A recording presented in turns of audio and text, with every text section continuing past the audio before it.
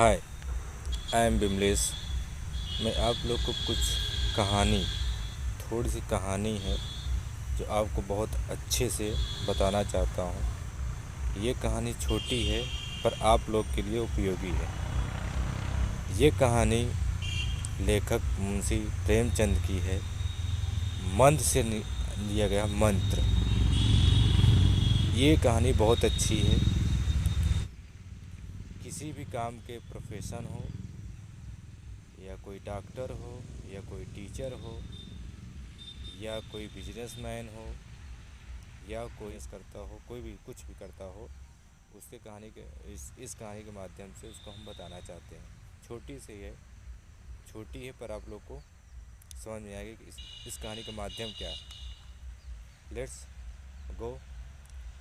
इस कहानी में एक गरीब किसान रहता है और एक डॉक्टर चड्ढा नाम के एक व्यक्ति रहते हैं, जो कि एक डॉक्टर रहते हैं, बहुत मशहूर, बहुत फेमस डॉक्टर रहते हैं। एक बार क्या हुआ कि एक किसान आदमी का बेटा बहुत बीमार हो गया। उसको फीवर बुखार बहुत तेज़ चढ़ गया था। तापमान बहुत ज़्यादा हो गया था। उसके सिर पर चढ़ गई था, मतलब कि बुखार जो होता कहते नहीं कि सिर पर चढ़ जाना, सिर पर चढ़ गया था। तो वो किसान जो है डॉक्टर चड्ढा के पास गया, और डॉक्टर चड्ढा जो थे वो अपने क्लिनिक पर शाम 5 बजे तक रहते हैं। फिर उसके बाद वो खेलने का प्रोग्राम, उनका डिसिप्लिन रूटीन बहुत ही हार्ड होता है। वो डॉक्टर का टाइम सिर्फ जो है सुबह 9 से 5 बजे तक रहता है। तो ये करीब 6 बजे तक पहुँचे थे। जब 6 बजे पहुँचे क्लिनिक पर तो पता चला कि वो घर चले गए हैं, डॉक्टर चड्ढा नाम के व्यक्ति। तो वो किसी से पता लिए और पूछते पूछते उनके घर गए और बताए कि सर ये हमारे यहाँ प्रॉब्लम है, हमारा बच्चा बहुत तकलीफ़ में है, उसको बहुत तेज़ बुखार चढ़ा हुआ है। आप चलिए मात्र देख आइए, आप देख लीजिए और दवा दे दीजिए, मेरा लड़का सही हो जाए। डॉक्टर चड्ढा जी कहते हैं नहीं नहीं, हमसे ये नहीं हो सकता, हमसे ये काम नहीं हो सकता है, ये आप किसी दूसरे डॉक्टर के लेके जाइए आप। तो कहते नहीं सर, ये आप ही एक ऐसे डॉक्टर हैं जो उसका इलाज कर सकते हैं, अन्यथा नहीं कर सकते। इसके पहले हमने कई डॉक्टर पास गए जो कि हमको इलाज करने का ये नहीं मिला, बेनिफिट हमको नहीं मिला, यही फ़ायदा नहीं हुआ हमको। तो इसीलिए मैं आपके पास भाग के आया हूँ। मैंने बहुत नाम सुना है, कई लोगों के मुंह से सुना है कि आप बहुत अच्छी दवा करते हैं, आप कृपया चलिए। तो डॉक्टर जी का कहना ये था कि नहीं, मेरा जो समय होता है 9 से 5 होता है, इसके बीच में कोई भी आ जाए मैं उसकी दवा आसानी से कर दूंगा। लेकिन तुम तो मेरे खेलने के टाइम आए हो, मैं इस समय खेलने जाता हूँ फुटबॉल, और मैं आपके बच्चे की दवा नहीं कर सकता, आप यहाँ से चले जाइए। वो कहता नहीं साहब, आप जो है 10 नहीं 5 मिनट के, आप सिर्फ मात्र देख आइए, आप सिर्फ मात्र उसको देख आइए। क्या वो मतलब कैसी हालत में है, कैसे मतलब आप देख लीजिए बस, आप चलिए 2 मिनट के लिए आप देख लीजिए। तब भी डॉक्टर जो है, क्रूर डॉक्टर इतना था कि मानता नहीं है, और जो है किसान को निराश आना पड़ता है, बहुत मनाता है, बहुत हाथ पैर जोड़ता है कि चलो हमारा बच्चा एक ही है डॉक्टर साहब, एक ही औलाद है, आप चलिए और जो है उसका इलाज करिए। तो डॉक्टर साहब नहीं मानते, नहीं जाते हैं। तो निराश हताश लौट कर चला आता है किसान, अपने घर चला आता है। और उसकी बीवी पूछती क्या हुआ डॉक्टर साहब, आ रहे हैं? कहता है नहीं, कहता है कि आप अपनी मजबूरी बताए कि हमारा एक ही संतान है, जो सब कुछ है यही है। तो कहे कि हाँ हमने सब कुछ बताया, पर डॉक्टर साहब आने के लिए तैयार नहीं है। तो क्या हुआ कि रात में 12 बजे के बाद उसकी, किसान लड़के की बेटे की डेथ हो गई। डेथ हो गई किसान, और जो है उसकी पत्नी बहुत रोए, और गांव वाले भी बहुत रोए, बहुत हताश हुए, बहुत रोए। उनका मनोबल टूट गया कि हम अब किसके सहारे ज़िंदा रहें, कैसे रहें। तो उसकी जो है उस जो किसान है उसका बेटा जो है मृत्यु को अर्पण हो जाता है। फिर उसका दाह संस्कार करने के लिए सारे कार्यक्रम करते हैं, उसको दाह संस्कार कर दिया जाता है। उसके बाद अपने फिर रोते गाते जो है अपने मोहल्ले के साथ अपने घर में चले जाते हैं। घर में जो है वो करीब करीब जब भी समय मिलता है उसकी याद आती है तो वो रोते रहते थे हमेशा हमेशा उसकी याद में, क्योंकि उनका इकलौता बेटा था, वही सब कुछ था। पर एक दिन क्या हुआ कि 2 महीना 3 महीना 4 महीना बीता जो है। फिर उसके बाद डॉक्टर चड्ढा, जिसकी अभी हमने जिक्र किया था, डॉक्टर चड्ढा के लड़के की तबीयत ख़राब हो गई। और तबीयत यूँ ख़राब हुई, उनको सांप डस लिया था। सांप स्नैक उनको डस लिया था। और वो जो है वहीं सांप जो है गिर गए थे, किसी खेत में गए थे, वो खेलने वगैरह गए थे, फिर खेत में जो है बॉल चली गई थी तो वहाँ अपना उनका जो है डस लिया था सांप। जब उनको सांप ने डसा तो वहीं गिर गए थे वो। तो फिर कोई गांव वाला व्यक्ति जा रहा था, वो उनको देखा और फिर उठा कर उनके घर के पास लाया। फिर डॉक्टर को कॉल किया गया कि सर आपका लड़का जो है यहाँ जो है खेल रहा था, इस मतलब यहाँ इस जगह पर आपका लड़का जो है बेहोश हो गया है, इसको यहाँ से ले जाइए, शायद सांप ने डस लिया है। तो बहुत परेशान होते हैं डॉक्टर साहब, उसको लेके आते हैं, घर पर रखते हैं, झाड़ फूँक को बुलवाते हैं कि कोई झाड़ने वाला फूँकने वाला। जबकि डॉक्टर साहब जो है ये जो बिच्छू हैं, कीड़े मकोड़े हैं, इनका काटा हुआ या डसा हुआ इन लोग का उनके पास इलाज नहीं था डॉक्टर साहब पर। तो झाड़ फूँक के पास इसको ढूंढने लगे कि कोई जड़ी बूटी कोई देने वाला हो या कोई मंत्र देने वाला हो, और जो है या तो कोई आने वाला ऐसा व्यक्ति हो जो कि हमारे बच्चे का जो है झाड़ फूँक से सही कर दे। तो वो जो है डॉक्टर साहब जो है डॉक्टर चड्ढा जो पूरे पूरे मतलब कि उनका राज्य रहता है, राज्य जैसे गांव पूरा ढंढोरा पिटवा दिया कि जो हमारे लड़के को बचाएगा उसको मैं अपनी सारी संपत्ति दे दूंगा, सारी संपत्ति, अपना जितना धन है सारा धन दे दूंगा जो हमारे लड़के को बचा लेगा।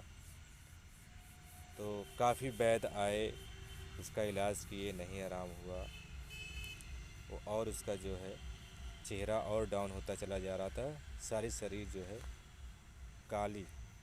अब जहर है, जहर जो होता है वो काला पूरे शरीर को कर देता है। धीरे धीरे उसका जहर जो है बढ़ रहा था, काली शरीर बढ़ रही थी। तो तभी शाम को जो है जो किसान जिसके लड़के की मृत्यु हो गई थी, उसके पिताजी यानी किसान जो था, उसको वो बहुत बड़ा वैद्यकी था।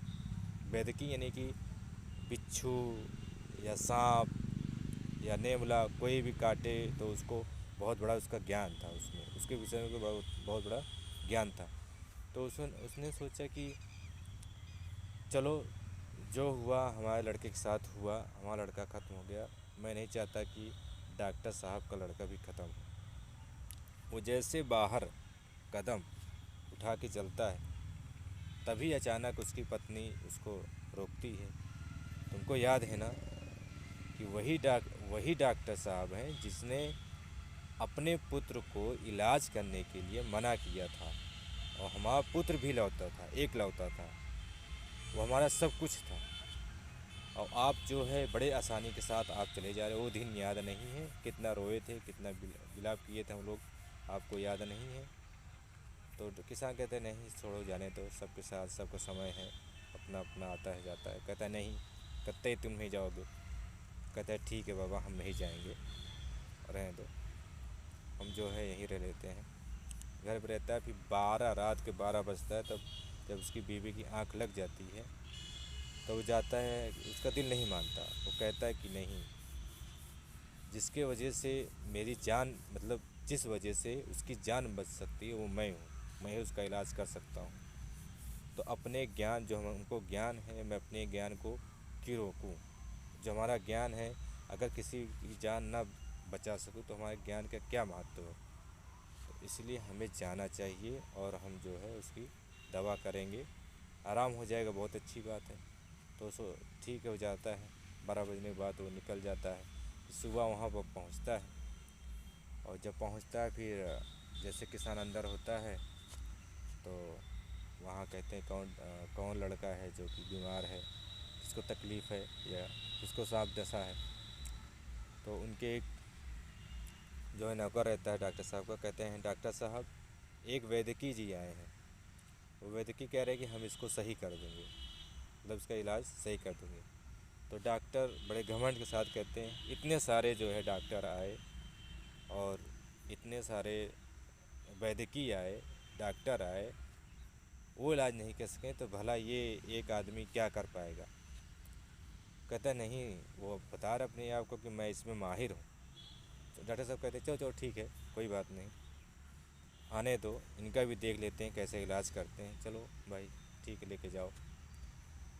तो उसको लेके जाते हैं लड़के को अंदर। करीब आधा घंटा लगता है जो है, उसको जड़ी बूटी देते हैं, और जड़ी बूटी देने के बाद जो है आधा घंटे के बाद वो एकदम सही हो जाता है, उसका जहर पूरा उतर जाता है और हंसने खेलने लगता है। हंसते हंसते अपने डॉक्टर साहब अपने पिताजी के पास आता है, मिलता है, गले मिलते हैं, तो डॉक्टर साहब बहुत खुश हो जाते हैं। तो किसान के पास आते हैं तो डॉक्टर साहब कहते हैं कि मैंने जिस तरह मतलब अनाउंसमेंट किया है उस तरह से मैं आपको कुछ देना चाहता हूँ, आप हमारे सारा धन ले लीजिए और संपत्ति जो मैं आपको लिखना चाहता हूँ। कहते हैं डॉक्टर साहब इतनी जो है कृपा ना करिए, बहुत बहुत धन्यवाद बोलने के लिए। मैं वही किसान हूँ, मैं वही किसान हूँ जो अपने लड़के के लिए आपके पास आया था, बहुत विलाप किया था, हाथ पैर जोड़ रहा था, लेकिन आप जो है हमारे लड़के को इलाज करने के लिए आप नहीं गए। मैंने बहुत बहुत आपसे विनती की थी पर आपने नहीं माना।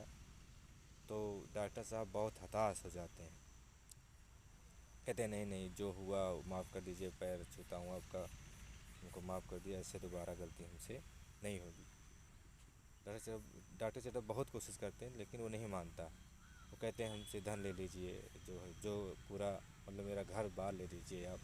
कहते हैं नहीं, जो मेरा सबसे बड़ा धन था, जो मेरी सबसे बड़ी संपत्ति थी, जो मेरी सबसे बड़ी पूंजी थी, वो था मेरा लड़का। अब मेरा लड़का ही नहीं है, मेरे बुढ़ापे का सहारा ही नहीं है, तो क्या मतलब इस धन दौलत का तुम्हारे क्या करूं, क्या करूंगा मैं इसको लेकर या सब। तो डॉक्टर चड्डा जो है बहुत हताश होते हैं, कहते हैं ठीक है आप ना लीजिए, तो थोड़ा पकवान बन रहा है, पकवान आप खा के जाइए, और जो है अपने जो है वाइफ के भी लिए लेते जाइए। तो कहते हैं ठीक है। तो डॉक्टर साहब अपने काम में बिजी हो जाते हैं कि तभी जो है उनकी पत्नी जो है तभी उनको जो किसान रहता है उसको बुलाने आती हैं, पर किसान जो है आराम से खिसक जाता है, मतलब घर चला जाता है। और जो है जब डॉक्टर साहब सुनते हैं तो बहुत अपने आप को बहुत पछतावा करते हैं कि हमसे ऐसे दोबारा नहीं होगा। ये है कहानी का महत्व। और ये कहानी जो मतलब था वो जड़ी बूटी दिया था, और उसमें एक जो है किसान ने मंत्र बोला था, जो कि मंत्र सिर्फ उसी को मालूम था, इसीलिए इस चैप्टर लेसन का कहानी का नाम मंत्र पड़ा, जो कि मुंशी प्रेमचंद ने लिखा है। बस मेरा ये कहना है कि देश दुनिया बहुत बड़ी है, मानो तो बहुत बड़ी है। आज है कल नहीं है, कल कौन है कौन नहीं है, पर जो भी है इंसान, चाहे वो डॉक्टर हो, चाहे वो टीचर हो, चाहे वो कोई प्रोफेशन का माहिर हो, जो अपने पास जो ज्ञान होता है, यानी अपने खुद के अंदर जो भी ज्ञान है उसको लोगों को शेयर करना चाहिए, उसको बताना चाहिए सही क्या है गलत क्या है। मान लो मैं पढ़ा लिखा हूँ, मैं टीचर हूँ, या आप जो है डॉक्टर हैं, या कोई प्रोफेसर माहिर हैं, जो कि सिर्फ आपको ही पता है, आपके सिवा किसी और को नहीं पता है।